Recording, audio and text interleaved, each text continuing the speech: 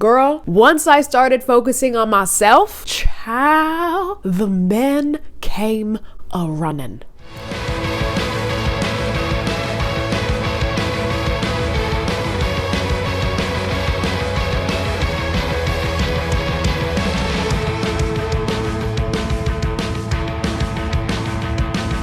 In my own little corner, in my own little chair, I can be whatever I want to be. 10 points for whoever knows what that's from, because you gotta be in my age range. Hi, welcome to another solo sit down. It has been a minute because I've been living my life and so has Alex. So we have lots to update y'all with, okay? I wanted to do this particular video about decentering men, not that whole I hate men, I'm jaded talking point. No. I love me some menses, okay? I still would desire a really strong partnership with a man. I would love a boyfriend who leads to being my husband. You know what I mean? All that in the healthiest way. But I'm also a realist. And statistically, not all of us is gonna get a man, okay? I know we want to believe in the fairy tales that we grew up with, but at the end of the day, you came in this world alone, you're gonna go out alone. Even if you do find the love of your life, what if something tragic happens? And then you end up alone again. So all that to say, I started 2025 with a different mindset and a different point of view. I started it with, okay, Faiven, imagine, it's kind of sad, but it doesn't have to be. I said to myself, imagine, Faiven, if you never find a boyfriend or a husband, what will your life look like? You never get married, you never have kids. You just go on as a single person.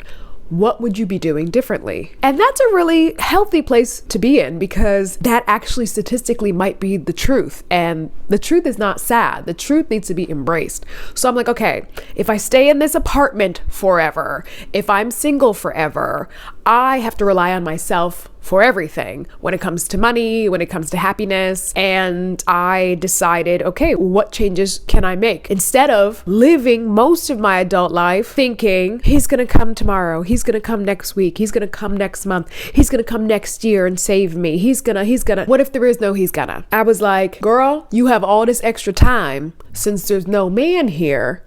What you gonna do with it? I'm lifting heavy in the gym every other day. I'm prepping my meals.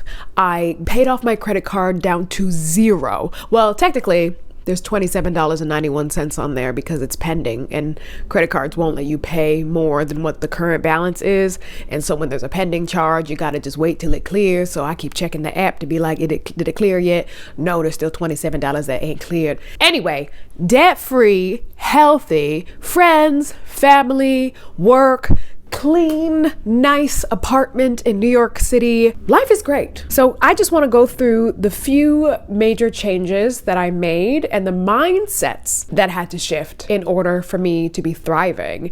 And the gag is, once I started focusing on myself, child, the men came a-running. I don't know if all this like woo-woo aura stuff is real, but it feels like it is, because I feel like I'm vibrating a different energy. Like, it's like the spidey sense is just tingling for everybody. I'm just minding my business and then there's a man. And then I walk down the street and I'm minding my business again and there's another man. And I'm like, whoa, where'd y'all come from? Where were you the last 10, 15 years when I was looking for you? See? So one of the first major changes that I made was I started a set it and forget it social media strategy. What does that mean? It means a lot of us have way too many hours of screen time logged, and I was one of those people. I would wake up, scroll my phone. I would hop on the subway and head to work, scroll my phone. I would come home, watch a movie, still scroll my phone. So I'm like watching a little screen while the big screen is on, and it's just screen.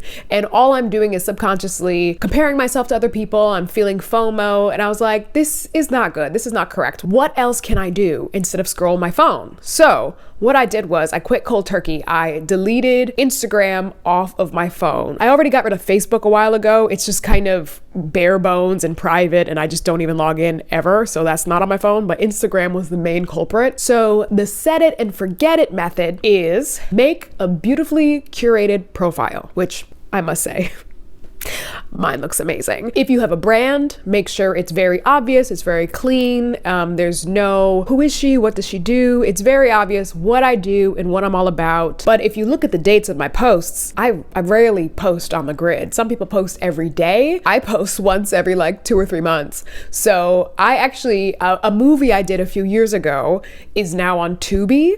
So when I got the notification that the movie was going to stream on Tubi starting June 1st, I was like, oh, that's something to post about. So that was my latest post on my Instagram. I re-downloaded it, made the post, and then I deleted Instagram again. I feel amazing. Set it and forget it is not just about Instagram. It's also just my entire online presence.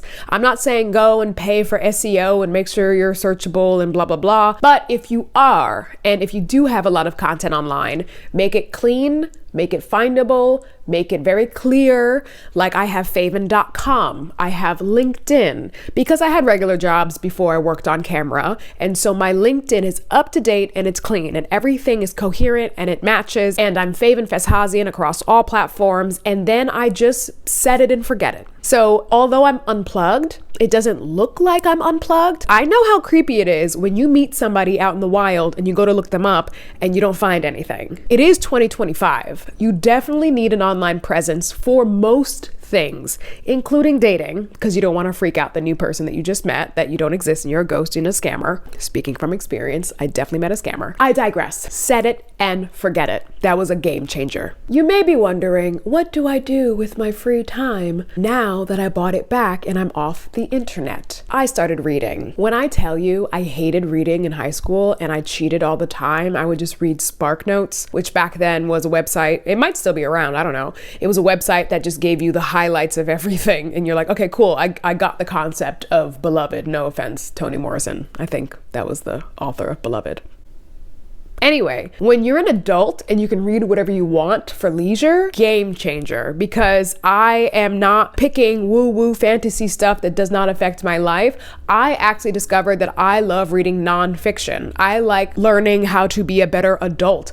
I like thinking differently. So this year, I must have read maybe not 10 books, but close. Let's see, I started the year with 101 Ways to Change the Way You Think. Alex sent me that book. Thank you, Alex. And then from that same author, I read The Mountain Is You. And then I did The Alchemist. I did How to Do Nothing. I read The Midnight Library. Speaking of libraries, I cannot afford to buy all these books. I started buying them one by one at really cute boutique bookstores around New York City just because I felt like the main character of New York. Like when I did that, it just was so cute and trendy, but not sustainable. So I'm in Brooklyn now, so I walked down the street to a local Brooklyn library branch and I got a library card.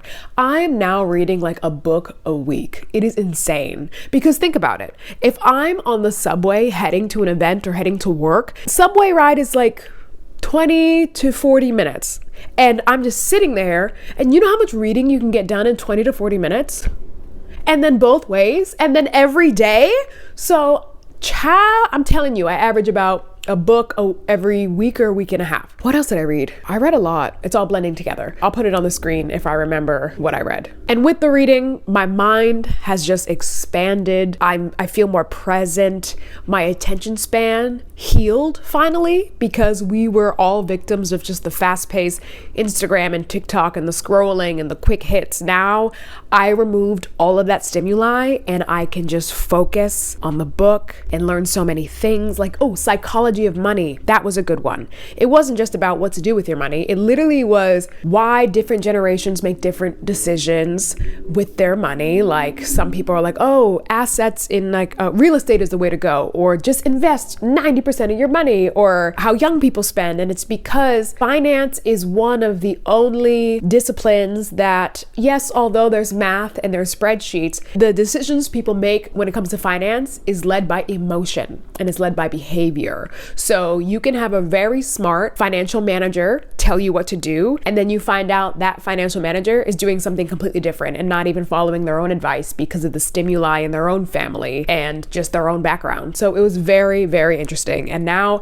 I just see the world so differently. I love it. Read a book. Next, kind of piggybacking off of the set it and forget it social media strategy is like leveling up without letting everyone know you're leveling up. Essentially disappear and then come back better. So I've been doing this for about a year now, mostly in the gym and cooking at home. I lost over 20 pounds. I have a lot of muscle definition in my arms and my legs. My stomach is, I see some abs, like I see the line down the middle and I see the lines on the side. I do need to do another cut to like finally reveal like all of the ab definition. That'll be coming later. But it's just so fantastic to spend my actual time doing the positive things in my life and not hopping on TikTok, for example, and explaining to people the steps I'm taking to level up in my life. It feels so much better when I go to an event and people are like, Faiven, you look amazing. Wow. Versus they already know because I'm not posting. And even the other day was it yesterday? All my days blur together, I'm sorry. But I went to my gym for a complimentary personal training session, and I wanted to do it because it includes like a free body scan. The in-body scan is like the fancy scale that with electrodes measure your water composition, your body fat composition, your skeletal muscle mass, and all that stuff. A breakdown of like what your body is. So I know a few years ago when I was at my highest weight, I did an in-body scan at Temple Gym because they had this fun free event which included the assessment on InBody. And at that point, I was 28% body fat. And now that I've been working out for an entire year and eating in a slight calorie deficit for about half that time, I am 19% body fat. And I actually have the paper. Let me get it. I don't want to like make it weird with my stats and my height and, how tall are you? How much do you eat? Blah, blah, blah, blah, blah. Because it's not about that. You can't copy me and get the same results if you haven't gone through the same mental journey to bring you to the point where you want to change your life. Me, I went years like not caring about what I eat, relying on the fact that naturally, genetically, I was tall and slender. But then it was around COVID time where I gained the 20, 30 pounds. And then I wasn't educated on calories or strength training to know how to transform my body in a healthy way. So I just didn't do anything. And then when I decided at the top of 2025 to decenter men and work on myself, I really locked in. So it's really fun and it's really exciting. And it's actually easier to stick to your fitness goals when you're single and not focusing on men and not dating, because you can eat similar things every single day and you know the macro content of everything you're eating every single day. Like if for breakfast you're like, I have a protein bagel with cream cheese and with salmon and half a cup of blueberries. And for lunch, I eat chicken and rice and veggies and chili oil. Like if you just have it so down pat that every single day you know exactly the amount of calories you're consuming, after a while, like it just becomes math. You're like, I'm eating this every single day, therefore I'm gonna lose a fraction of a pound every single week, and then I'm gonna hit my goal in 11 weeks. But if you're dating, or even if you're going out like looking for guys, you're at the bar, you're drinking alcohol, you're staying out late, your sleep is disrupted, your body will prioritize metabolizing the alcohol out of your body before it metabolizes the fat out of your body, if that makes sense. The excess fat if you're on a fat loss journey like I was. So yeah, just being able to just hone in on your goals and not be like husband searching. I was able to completely transform my physique being single and being locked in. A few months ago, I met a girl at an event and we hung out 2 or 3 times, and I don't think I'm gonna hang out with her again because it's very obvious that she is not in the same headspace that I'm in, which is fine, but it just so happens to be not compatible with the headspace I'm in. So she is very focused on finding a guy, and I can empathize with her because I was that person. When I'd go out with my friends, a lot of the times I was just like, what's that animal? Like a lemur? The one like Timon and Pumbaa, the one that's not Pumbaa, like they stand up and they like look like this. Anyway, that was me every time I'd go out. I would scope the room. I would see who's cute. I would look at their hands to see if they're married or not, to see if they're an eligible bachelor. Like, I was just focused on finding a guy. It was just radiating desperate energy. And all of my conversations with my friends would be about my dating or finding a guy and do they have any friends at work? And like, it was just, I'm talking years of only looking for a guy and not just being in the present moment and talking to my friends about whatever we want. So this new friend that I met and went out with, she is only focused on finding a guy. And it reeks, and to the point where I'm like, was that me? I think it was me. Oh my goodness. I would have hated me. How did I keep any of my friends if that was me? It's not cute. Like, girl, you ain't got nothing else to talk about. How's your mom? How's your bank account? Did you learn any new skills? Did you start doing the gel nails like we talked about, like getting the kit yourself? I don't know. I just feel like there's so many things to talk about, because what if, say you're already married? Well, I guess people do complain about their husbands.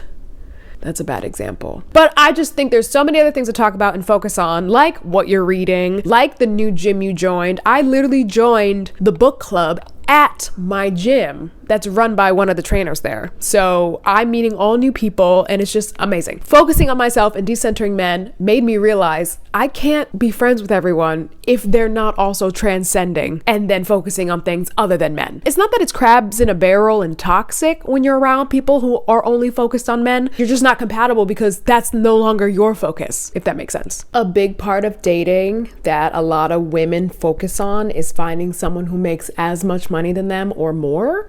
And that's called hypergamy. Like, you just want to level up in life. And I totally want that too. It's not that I want someone who isn't working hard. Anyway, I want to go back to my original idea that I might not find anyone. Okay. So I'm like, I need to be my own breadwinner. So I paid off my student loans already in my 20s and now I'm in my 30s. But I still found that because of the way I structured my life, how I work a lot of events on top of doing on camera stuff, it's both variable income and freelance income. And I know events are popping in the spring and summer and early fall when the weather is amazing on the East Coast.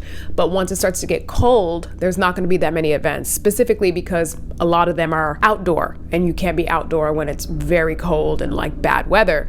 So I found myself using all of the excess money I would save when it's really popping in the summer season to cover the expenses when it's not that busy. So it's a very uncomfortable feeling as an adult to break even all the time. I know debt is worse than breaking even, but still, when you're an adult and you're responsible and you paid off your debt, you want to see your net worth increasing every year. So I found myself year after year kind of just breaking even a lot of the time. And I'm like, how do I fix this? I never know when I'm going to book a national commercial. I never know when I'm going to have any type of windfall project.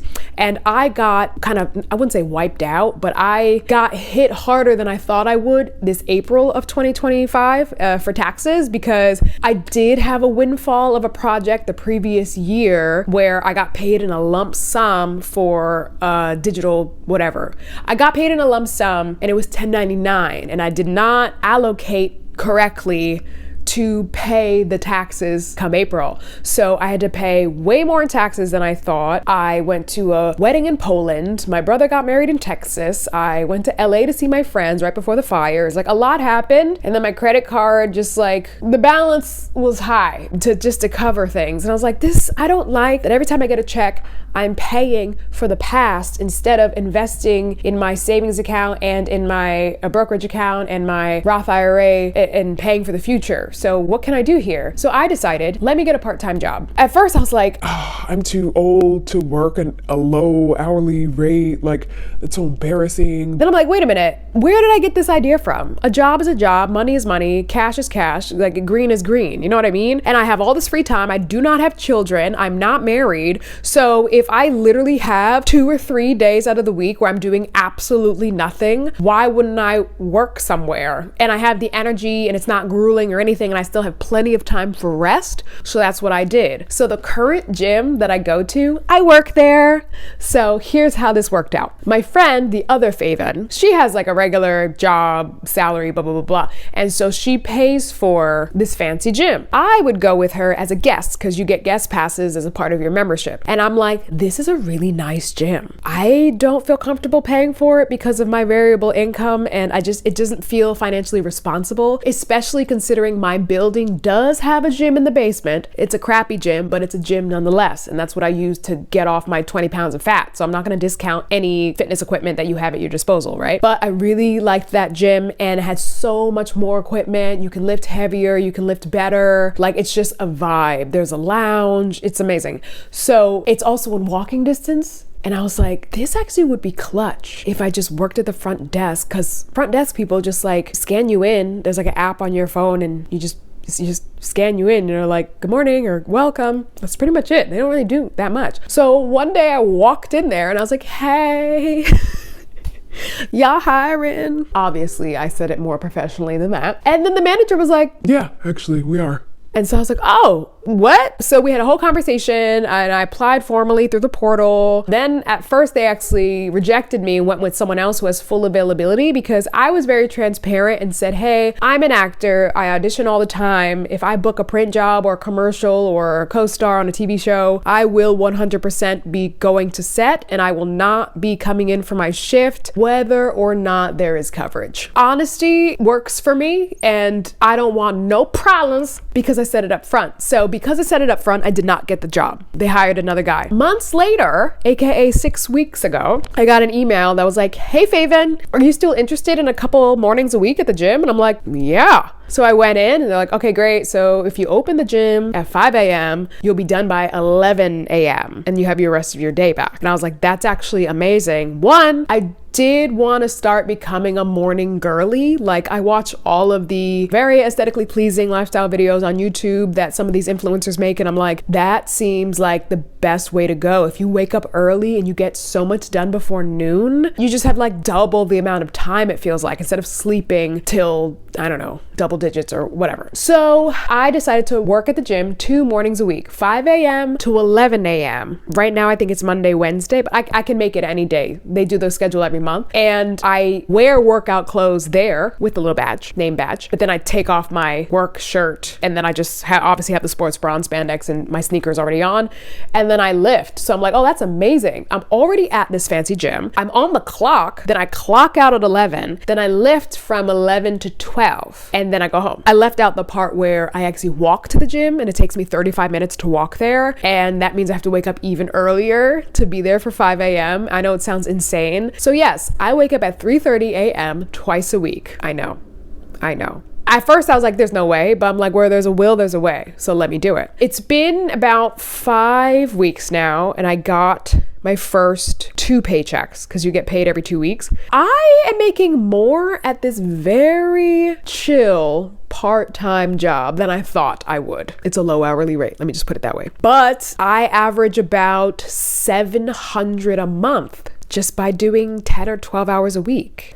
How am I really did think I'm working here in exchange for a free gym membership to reach my body goals. I did not think I'm working here for money that will actually make a dent in my finances, but it's like kind of both because my cost of living is so low. So it's like 10 times better than I expected. I'm actually getting money that I can use and I can meet my fitness goals. And I'm fully integrated in the community. Like I said, I joined the book club and some members I'm like kikiing with now because I see them all the time and they come at the same time every morning before they go to work, and it's just like a very nice community and I feel so full, especially because it's so hard to make adult friends and everyone that's at this gym, you know, has the same lifestyle as you. Like they work out, they wake up early, like they eat healthy, and it's just so nice to be around. That is a place where I see some men's, I tell you what. And some of them, like, listen, when you work out, you know how you put your headphones on and you just like like ignore everything and everyone. When they come in to check in, they have no choice but to look me in the eye. And everyone is so friendly. And a lot of the times I'm the only one they talk to at their entire experience at the gym, because front desk, hi, how are you? Happy Monday, blah, blah, blah, blah, blah, like a whole kiki, how you feeling? Da, da, da, da. And then they go put their headphones on for the rest of their stay at the gym, and then they leave. So I'm like, I'm the only real point of contact, and it feels nice because I made some connections. There was a trainer that was talking to me. There's a couple of members who was talking to me, but I'm professional. All that to say, me deciding to make use of my free time resulted in more money, a better body, and more access to quality men. Another change that I made in 2025 was I completely unplugged from watching the news. I know that sounds so ignorant and ridiculous for an adult. Like, What do you mean you don't watch the news? so here's the thing. I have a very unique point of view. I worked at NBC.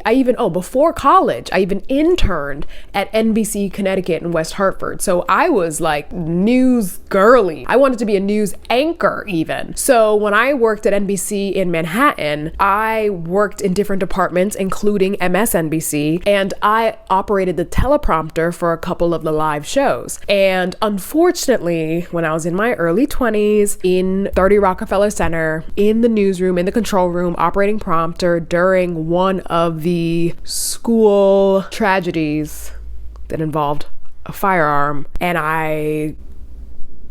I'm too sensitive, especially it was breaking news too. So I wasn't even like able to brace myself for it. So it was so mortifying and sad, and I'm crying at work, and there's so many monitors in the control room that show you different angles of things and the different stations that are covering different things, because it's like a race to see who's breaking things first. And so that was my introduction to real news and how I wouldn't say manipulate it, but it's their job to have the most gripping headlines, because they're all about ratings, and ratings translate to dollars. So when I realized that what I'm consuming is just marketing, it changed the game for me a long time ago.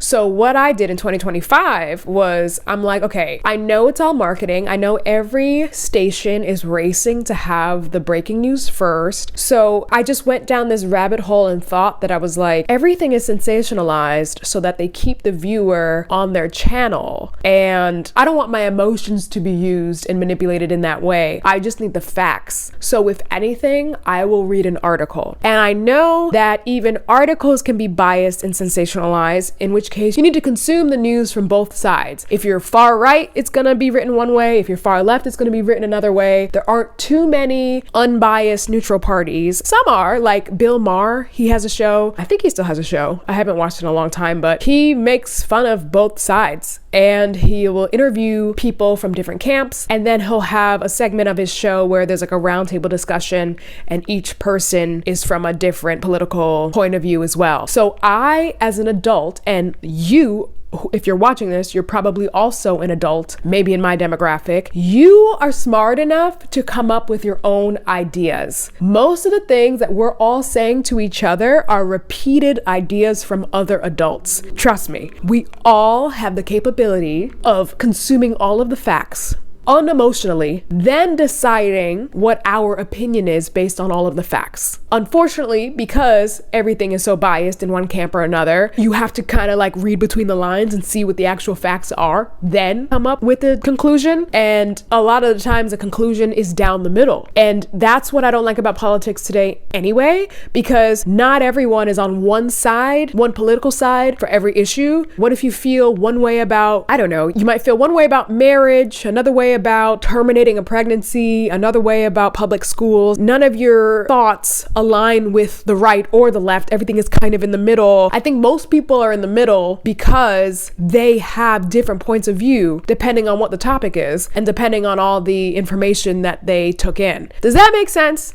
I think that makes sense. Anyway, I decentered the news, and a lot of it just improved my mental health because I don't hear disaster story after disaster story every single day. I cannot do the Citizen app for the same reason. In New York City, can you imagine how much crime and shady stuff is happening just one block away? Why would I want an app to ding and tell me about it every single day, every single hour? I'm not strong enough for that. My sister just went to her high school reunion. She's only 1 year older than me, and she was telling me the stories about just some familiar names from the past. And there are actually a lot of divorces because, I mean, there's a lot of reasons for divorce, but a lot of people, especially in a small town, you get married young. A lot of people got married in their 20s and had babies in their 20s.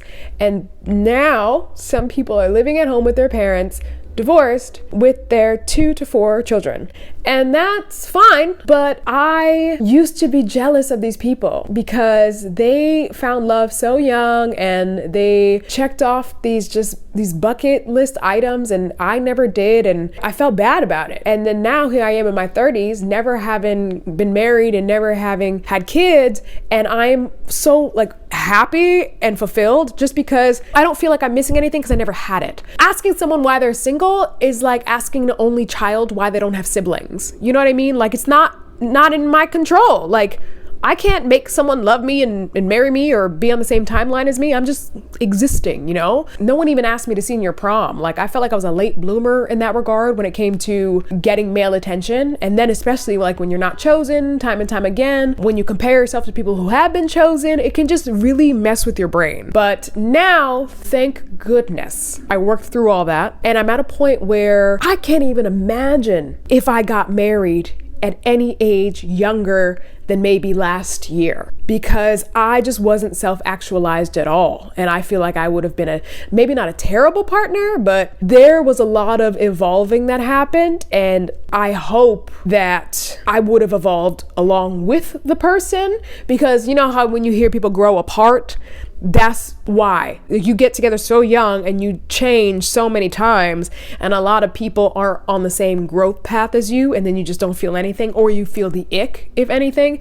I don't want that. So at this current space and time, the decisions I've made, the way I've transformed my life, how I'm interacting with media and social media, I feel like a complete whole version of myself, and the energy that's radiating is just attracting more attention, healthy, positive attention. And I feel like I don't even see nonsense anymore. I don't even see BS anymore.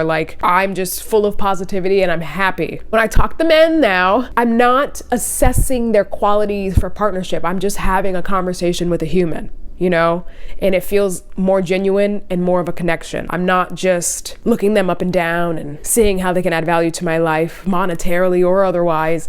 I'm just it's nice to meet you.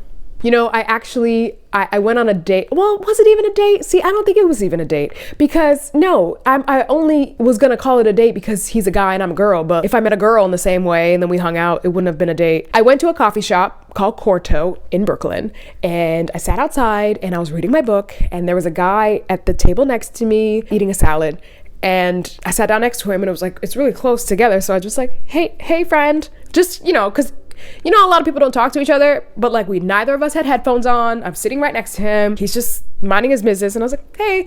And then he was like, hi. And then he does a double take and sees that I'm reading a book. He's like, oh, what are you reading? I was like, oh, it's called Essentialism, blah, blah, blah, blah, blah. And we talked about the book. He's like, that's an interesting book. And I was like, yeah. And then he talked about he's from France and da-da-da, and this and that. And he's staying with his cousin. He's doing a little cousin's tour. Long story short, he was like, I'm only in town for another week. Do you want to hang out one of these days? And I was like, yeah, sure. And so he got my number. We added each other on WhatsApp, and we linked up maybe 2 days later. And we got salads at Brooklyn Blend, and then we got smoothies to go, and we walked around the park and we chatted, and then he walked me to the train. And then, because I already had plans to that evening do a sound bath meditation with my friend Aurora, and it was really amazing. Her friend Sylvie just started doing them, and she's amazing. I felt like I was transported. I wasn't even on any substances and I felt like I was. Do a sound bath. But anyway, it was just a pleasant afternoon with a guy who I will probably never see again in my life. And it was amazing. I felt no pressure. There was no, what are we? There was no, are we going to do long distance? No, it was just two strangers interacting, shared different points of view because he's like French Israeli. So of course we talked about Israel. So he was French Israeli. He speaks Hebrew and English and French, and he grew up in Marseille, and I think he was like 38 or 39, and just talked about his life, and I shared mine. And he's also creative. He's a photographer and a creative director or something, and he showed me his website. I showed him my website, and we're like, oh wow. So now we just know people in different cities and we're expanding our horizons. And even if he did stay in town, there's no telling if we would have dated or where it would have went. Or right now we're friends, right? Oh, this is my friend that I met at that cafe, but now he's going back to France. And so what if I meet his friends? And so just the circle expands when you focus on things other than catching a man. Like, I felt like I would have asked way different questions. I would have ruled him out faster because he doesn't have X, Y, and Z. And I just don't do that anymore. I'm at peace.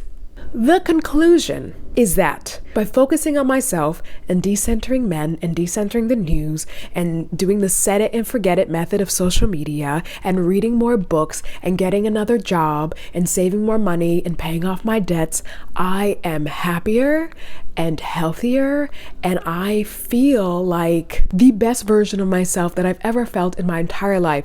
And if a man comes, great. If he doesn't come, I wouldn't say great, but if he doesn't come, my life will not be affected in a very negative way because I turned myself into a fully functioning human who is 100%, whereas me before was operating at maybe 70, 50, 60 even, and just thinking, oh, a guy's gonna come and fix the rest. So my mission for you is that you go out and you be the best version of yourself. If your body isn't how you want it to be, go work on it now. If you're a little bit lonely, go make a platonic friend. Go join a club. If you have a lot of debt, get out of it. Whether you need to get another job, that's up to you. Whether you just need to cut back on some subscriptions, that's up to you. If you need to start cooking instead of door dashing, everyone's lifestyle is different. But I once was blind and now I see. There's just so much content out there that's just like about dating and relationships and finding a guy and a high value man and a high value woman. But it's just like no one talks about the individual anymore. We are all individuals. So that's the tea, y'all. That's what I've been up to this year. And I'm going to keep on going with decentering men and decentering the news and doing the set it and forget it method of social media. 10 out of 10 recommend. Are you decentering men? Are you still going outside looking for your husband, scanning the room? Let us know in the comments below, and be sure to like and subscribe and follow us on Instagram and on TikTok. And I'll see y'all next time. Enjoy your summer.